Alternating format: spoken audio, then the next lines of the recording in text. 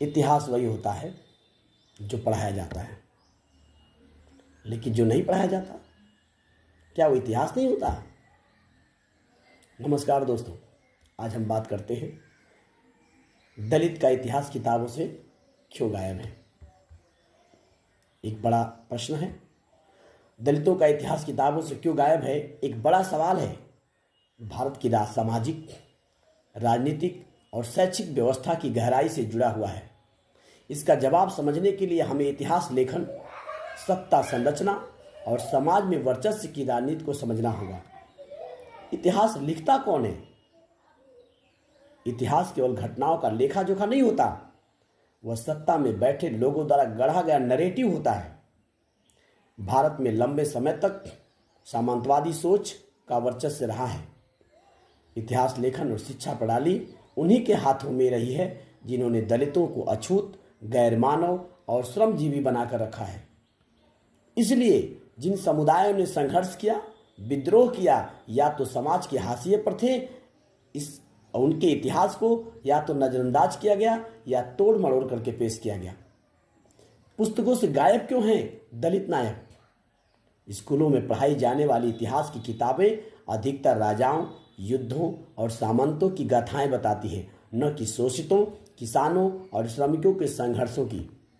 1857 की क्रांति, भीमा कोरेगांव या दलित विद्रोहों की गाथाएं बहुत कम या सतही रूप में दिखाई जाती हैं, क्योंकि ये घटनाएं सामंतवादी सत्ता और ऊंची जाति व्यवस्था के सवालों को घेरे में लाती है।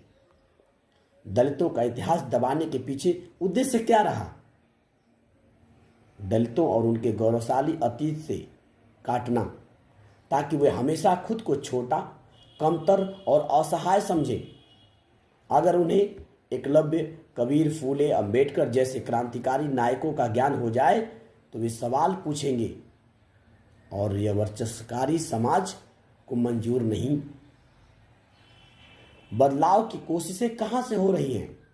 डॉक्टर अंबेडकर, खांसीराम, ओम प्रकाश वाल्मीकि, सूरजपाल चौहान, दलित पैंथर जैसे आंदोलनों और लेखकों ने दलित साहित्य को पुनः लिखना शुरू किया। दलित साहित्य एक सशक्त आंदोलन बन चुका है जो उनके जीवन, संघर्ष और चेतना को सामने लाता है। आगे क्या किया जाना चाहिए? आत्मलेखन और दस्तावेजीकरण बढ़ाना, गांव के किसानों संघर्षों को लिखना, शिक्षा में समावेशिता लाना, यानी पाठ्यक्रम में दलित नायकों को उचित स्थान देना, जन जागरूकता अभियानों के जरिए समाज को सच्चा इतिहास बताना। इन सारी चीज़ों को समाहित करने के बाद हम इस निष्कर्ष पे पहुंचते हैं कि दलितों का इतिहास किताबों से गायब नहीं हुआ है, उन्हें जानबूझ करके छुपाया गया है। यह सत्ता की राजनीति है जिसमें ज्ञान और शिक्षा का उपयोग शोषण को छुपाने के लिए किया गया। अब समय है कि यह इतिहास वापस लिखा जाए, जनता के लिए और जनता के द्वारा।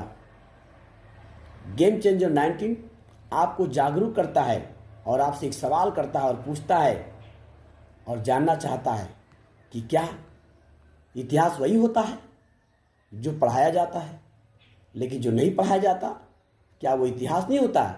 क्या आपने कभी सोचा है कि भारत के इतिहास की किताबों में सिर्फ राजाओं, रानियों और युद्धों का जिक्र क्यों होता है? कहाँ गए वो लोग जिन्होंने जमीनी संघर्ष किया? कहाँ है दलितों का इतिहास? क्या ये इतिहास कभी था ही नहीं इनका, या जानबूझ करके मिटा दिया गया? नहीं। अभी आपने जाना कि इतिहास लिखता कौन है। इतिहास सिर्फ घटनाएं नहीं होती हैं, यह एक विचार होता है जिसे सत्ता में बैठे लोग गढ़ते हैं। भारत में सदियों तक शिक्षा, धर्म और लेखन उच्च जातियों के हाथों में रहा, सामंतवादियों के हाथों में रहा, तो जाहिर है वही लिखा गया जो दिखाना चाहते थे। दलितों की कहानी, उनके विद्रोह, उनके नायक किताबों से बाहर रखे गए, क्योंकि वह कहानी सत्ता से सवाल करती है। पुरानी स्कूल की किताबें, खाली पन्ने, पुराने दस्तावेज जिसमें दलितों का जिक्र तक नहीं है। पाठ्य पुस्तकों में चुप्पी क्यों है? आज भी हमारे स्कूलों की किताबों में भीमा कोरेगांव, दलित विद्रोह, फूले आंदोलन, अम्बेडकर की क्रांति को बहुत सीमित और सतही रूप में दिखाया गया है। हम 1857 की क्रांति जब पढ़ते हैं, लेकिन ये नहीं बताया जाता कि इसमें पिछड़ी जातियों, किसानों और दलितों ने क्या भूमिका निभाई। इतिहास में अगर दलित आए तो केवल पीड़ित या सेवक के रूप में। दलित इतिहास क्यों दबाया गया? क्योंकि अगर दलितों को उनका सच्चा इतिहास मिल जाता तो वे खुद को कमजोर नहीं योद्धा मानते। अगर उन्हें पता चलता कि एकलव्य, कबीर, फूले, पेरियार, अंबेडकर उनके पूर्वज हैं, तो जातिवाद की नींव हिल जाती और यही वर्चस्ववादी ताकतें नहीं चाहती थी। एक कहानी यही खत्म नहीं होती। बदलाव की शुरुआत कहाँ से शुरू हुई? कहानी यही खत्म नहीं होती। डॉक्टर अंबेडकर ने इतिहास को पलटने का काम शुरू किया। ओम प्रकाश वाल्मीकि, सूरजपाल चौहान और दलित साहित्यकारों ने अपने अनुभव लिखे, जिन्हें दलित साहित्य कहा गया।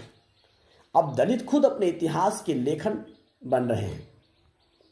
अब सवाल यह नहीं है, सवाल है कि अब क्या करना चाहिए। अब सवाल यह नहीं कि इतिहास गायब क्यों है, सवाल यह है कि हम क्या करेंगे। क्या हम अपने बच्चों को सच्चा इतिहास पढ़ाएंगे? क्या हम दलित नायकों को वह सम्मान देंगे जो डिजर्व करते हैं?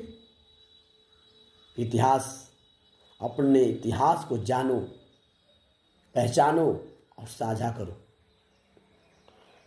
और आपको बताना है कि आपको कौन सा दलित योद्धा आपका सबसे बड़ा प्रेरक रहा है, ताकि सच्चे इतिहास की आवाज़ दबने ना पाए।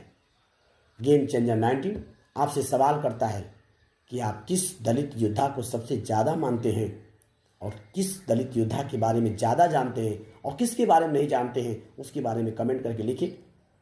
चैनल को सब्सक्राइब करें, लाइक करें, शेयर करें और कमेंट में ज़रूर लिखें। नमस्कार दोस्तों।